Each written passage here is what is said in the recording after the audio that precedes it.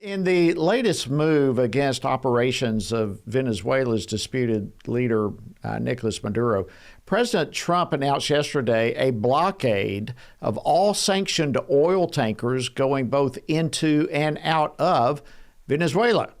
He also said that illegitimate Venezuelan regime has now been designated a foreign terrorist organization. So where is all this headed? Joining me now to discuss this is retired Brigadier General John Teichert, former Assistant Deputy Undersecretary for the Air Force for International Affairs. General Teichert, welcome back to Washington Watch. It's always a privilege to have you. Jody, thanks again for having me.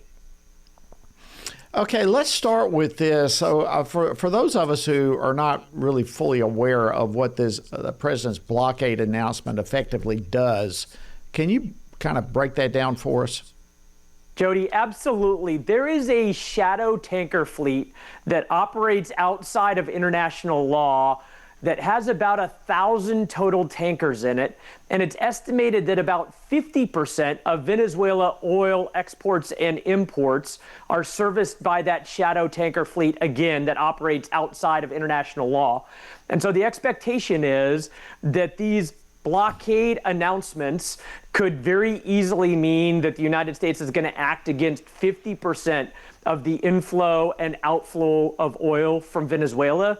And the important thing to remember here is that the Maduro regime, the federal government in Venezuela, makes 70 to 90% of their revenue from oil exports. So we're basically cutting their federal government's budget in half by this blockade and the announcement by the president last night.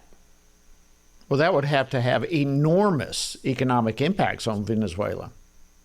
Jody, it would. And then you add to it this foreign terrorist organization designation, which means that any country or any entity, individual or company that does business with Venezuela or that supports Venezuela or has some type of collaboration could face severe consequences from the United States. So now you're talking not just about cutting off 50% of the revenue of the government of Venezuela, but possibly a chilling effect that would deter any business from Venezuela that would completely strangle economically the Maduro government. And this is pretty fascinating when you put all this together as you're describing it. I mean, what appeared to be, at least at the beginning, the Trump administration putting a pressure campaign, if you will, to try to curb the flow of drugs. But it has certainly turned into something much more than a pressure campaign at this point, hasn't it? Jody, it has. And I think that the strikes on the drug boats in the Caribbean and the Eastern Pacific were probably more for domestic consumption within the United States. But now these sanctioning of tankers and the blockade of tankers have a very significant impact on the ability of the Maduro government to continue. And I think that Ford Carrier Strike Group that's now been in the Caribbean for about a month has been waiting to operate in a way that does things like the president now has initiated in the last week. And it's pretty clear that the president is escalating the situation such that Maduro would take the hint and step aside and move on out of Venezuela, because the pressure that we now have seen by the seizing of that individual tanker and then now almost the complete shutoff of oil import and most importantly export from Venezuela is providing significant pressure that proves to Maduro that he, President Trump, is serious. And hopefully Maduro will take the hint and make the decision that now it's in his best interest to leave the situation and pass the government back to the people of Venezuela. So what do you think the chances are of that happening? Is that what you anticipate is going to happen next, Maduro stepping down? Jody, I think it's interesting to consider how much and how quickly this seizure or blockade will start to impact directly Maduro and his internal security forces. That the only reason he's secure right now in his position is that he's got the loyal backing of an internal security apparatus that he's developed over the last several years. But I still think that that internal security apparatus believes that he, President Trump, is bluffing with respect to the kinetic strikes that may follow. And so we'll see if this changes the calculus of the Maduro regime and his inner circle, such that they now realize that the president is dead serious in overthrowing the regime, and it is better for them now to step aside and move on than to wait for the kinetic strikes that likely will follow if this doesn't work. All right, so let's just suppose, just throw this out to you, that Maduro does step down.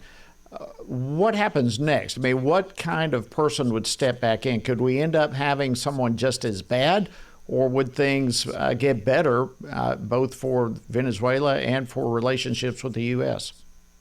Jody, regime change is always fraught with risk because, like you said, it's possible that we could see someone just as bad as Maduro fill that power vacuum. But what we would hope, and hopefully some special operators in CIA are working diligently with them, there is a shadow government, maybe led by the Nobel Peace Prize winning Machado, that are waiting to immediately engage to take over the governmental situation in Venezuela. They were popularly elected in 2024, and the hope is that we, the United States, have been working underground with them so that there wouldn't be this power vacuum and the rightfully elected government could very quickly assume those leadership roles. But one of the lessons that we certainly learned in Afghanistan and Iraq is that if you purge the government completely, the technocrats and the bureaucrats, then you leave a vacuum that can't be filled by a government that stands up in the place of a fallen regime. And so hopefully the decision matrix now is that there is a shadow government, but they would keep a large number of the personnel that would be the technocrats or the bureaucrats so that we could immediately see a continuity of government with the rightfully elected leaders in place and in charge. All right, so less than a minute to go. What do you think needs to happen next? What's the next move? What needs to happen? I think, Jody, we take a break and we see how these economic conditions start to exacerbate the challenges of the Maduro regime. But then I think if it doesn't immediately, and I say in the next couple of days or at least the next couple of weeks, cause Maduro to change his calculus and leave, then I think the next steps are some level of kinetic strikes from the United States inside Venezuela that would either strike drug locations or some of those internal security forces that would now prompt Maduro to understand that we're not bluffing and it's time for him to move on. Well, thank you so much, retired Brigadier General John Teichert, for keeping such a pulse on this and for keeping us informed as to what's going on. Always great to have you on Washington Watch. Merry Christmas to you. Merry Christmas to you, Jody, and thanks for having me.